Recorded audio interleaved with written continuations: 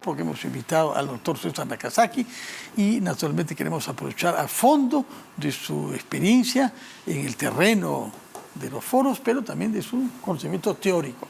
Y lamentablemente tengo que preguntarle algo que no estaba previsto, que es este anuncio hecho por la Sala Constitucional de la Corte Superior de Lima, atribuyendo medidas cautelares a la fiscal de la Nación para que se suspendan las investigaciones en curso en la Junta Nacional de Justicia.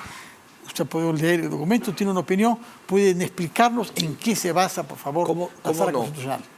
Hay que diferenciar la acción de amparo, donde se ha dado esta medida cautelar, de la demanda de contienda de competencias, que es la que se sigue en el Tribunal Constitucional.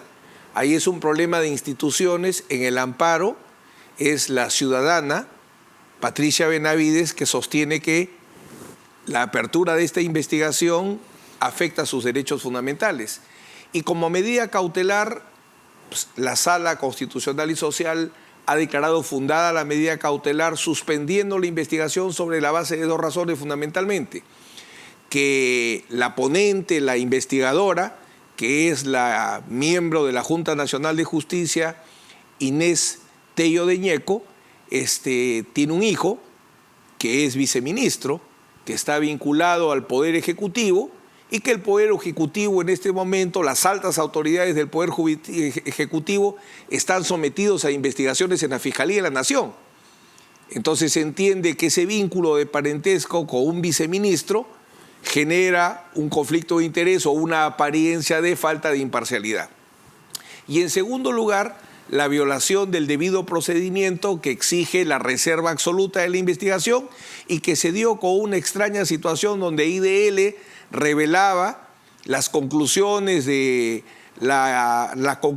justamente de esta integrante de la Junta Nacional de Justicia de abrir procedimiento ya administrativo sancionador a la fiscal de la Nación, y que luego la misma Junta Nacional de Justicia ha dicho que no es verdad. Entonces es una filtración extraña que afecta, empaña el debido proceso. Por esas razones es que se le ha concedido la medida cautelar. ¿Durante cuánto tiempo no se le podría investigar? Mientras que dure la medida cautelar. Justamente, pero ¿cuándo es que se va a pronunciar sobre el fondo, la Sala Constitucional? En teoría debería ser en un plazo muy breve, pero normalmente los amparos demoran unos meses, ¿no? Como mínimo unos meses. Entonces, la medida cautelar para que se caiga, la Patricia Benavides, la demandante, tendría que perder en primera instancia. O sea, la primera sentencia tendría que ser en contra, porque si la primera sentencia es a favor, la medida cautelar continúa. De acuerdo.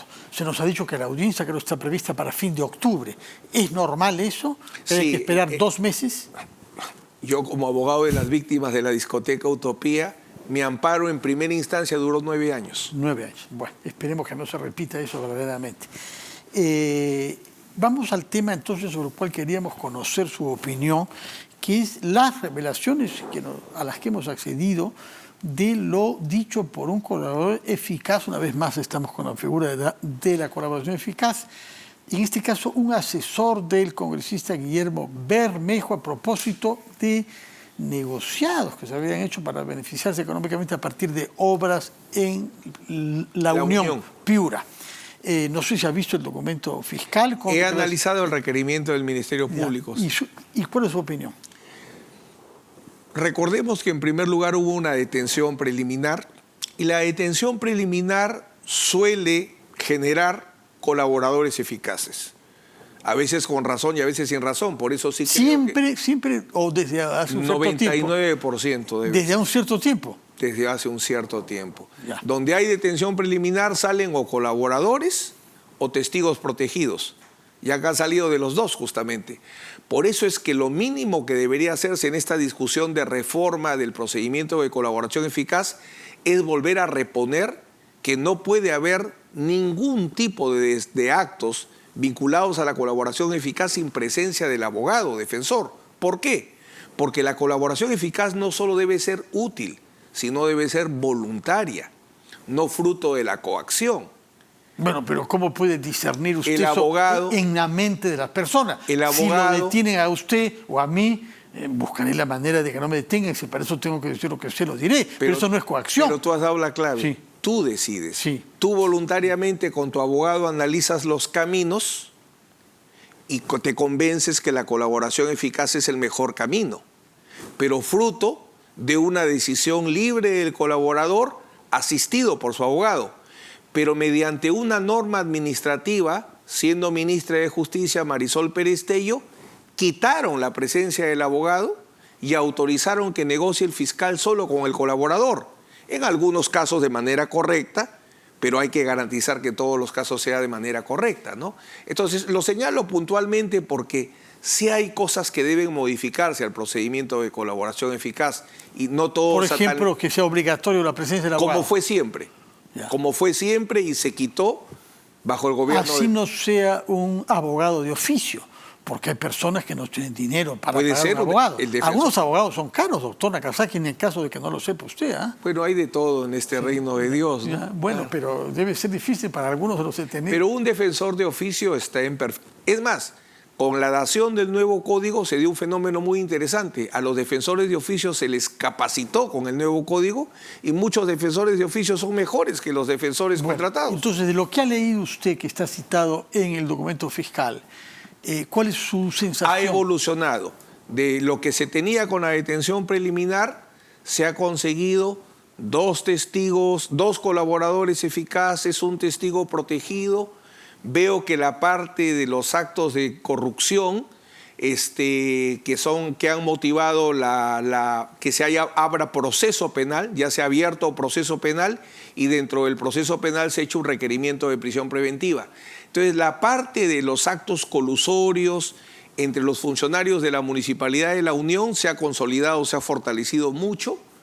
Ahora que supuestamente, porque no ha sido con identidad descubierta, deducimos que uno de los asesores del congresista Bermejo ha revelado que lo que plantea la Fiscalía ahora es lo siguiente: fruto de las negociaciones ilícitas de parte del congresista y del jefe de la Unidad para la Reconstrucción, de la Autoridad para la Reconstrucción López, con Cambios, nombrados por entre ellos determinaron la aprobación de los expedientes administrativos, 20 obras para el Distrito de La Unión e incluso decretos supremos, por eso es que llegan hasta el presidente Castillo, decretos supremos para habilitar los presupuestos.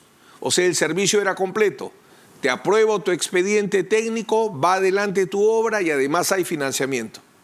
Y eso, sostiene la Fiscalía, es fruto de la corrupción. Porque se habla de pagos 40.000 soles por un porcentaje por cada obra. 0.2% de lo que se habla es eso, de un porcentaje de 2% del monto de la obra. Así es correcto. Es bastante dinero, ¿no? Entonces, si el testigo colaborador resultaría ser el asesor formal, porque hay un asesor que sí es formal en la planilla y hay otro asesor que lo niega el congresista Bermejo, que dice que no ha sido su asesor. Pero ahora, porque hay algo que es elocuente en el silencio, no a todos se les ha pedido prisión preventiva. Entonces, normalmente cuando no se pide prisión preventiva, algunos... Ya. Y usted, por lo que ha visto y por el olfato que tiene de penalista entrenado, con mucha experiencia, ¿cree que este caso puede llegar al propio presidente Pedro Castillo? En la medida en que ha firmado un decreto supremo, ¿no?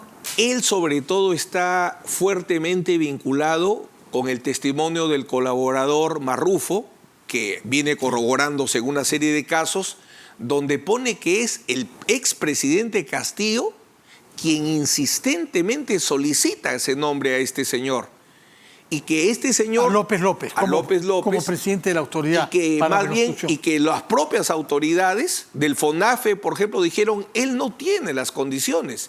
Entonces lo terminaron colocando como funcionario en un servicio de agua de una provincia y luego viene a ser el todopoderoso director de la Autoridad para la Reconstrucción con Cambios, que es una de las entidades de mayor gasto público. Ahora que se habla de crisis económica en la entrevista anterior y de problemas de gasto, una de las instituciones llamadas a ser la que mejor gaste los presupuestos, claro, en temas lícitos, es la Autoridad para la Reconstrucción con Cambio.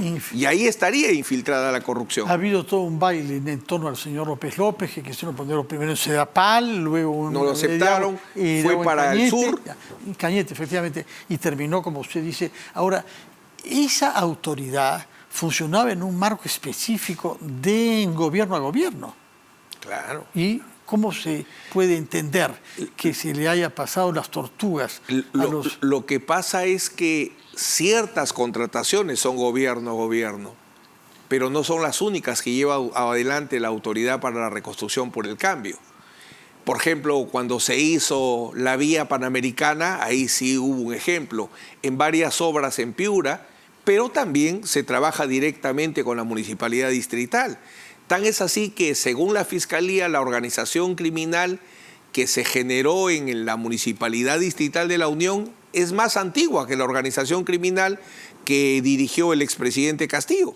Viene de años atrás y, por tanto, estaba muy consolidada, y ahí sí la Fiscalía es lo que mejor ha trabajado.